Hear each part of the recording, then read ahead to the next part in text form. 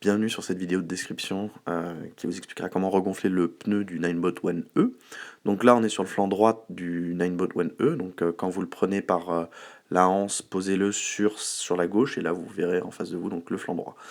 J'utilise un tournevis plat pour déclencher les 6 encoches intérieures du cercle noir, avec ici en bas, en dessous du palier les deux encoches les plus difficiles, donc il suffit d'enfoncer un petit peu son tournevis et ça déclenche tout seul.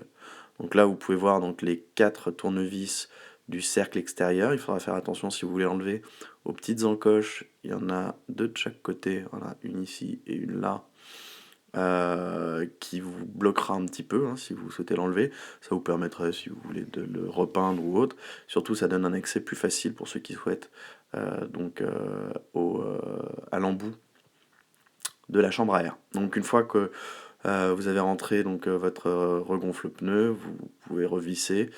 Pour information, moi j'utilise donc un gonfle-pneu de Michelin et je trouve que l'embout se fixe très bien sur l'embout de base de la chambre à air.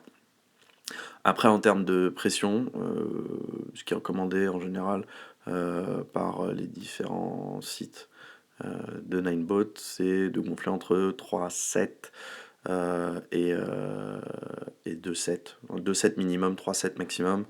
Moi je roule entre 3,3 et 3,5 en vérifiant assez souvent la pression du pneu, puisque j'ai pu constater, je ne suis pas le seul, que la chambre à air était un petit peu poreuse, ou alors c'est l'embout qui laisse se dégager un peu trop d'air. Voilà, donc si vous avez d'autres demandes d'informations, n'hésitez pas à regarder les autres vidéos. On repositionne évidemment le cercle noir. Une fois que c'est campé, il n'y a plus qu'à rouler. Voilà, bonne route et bon ride. À bientôt.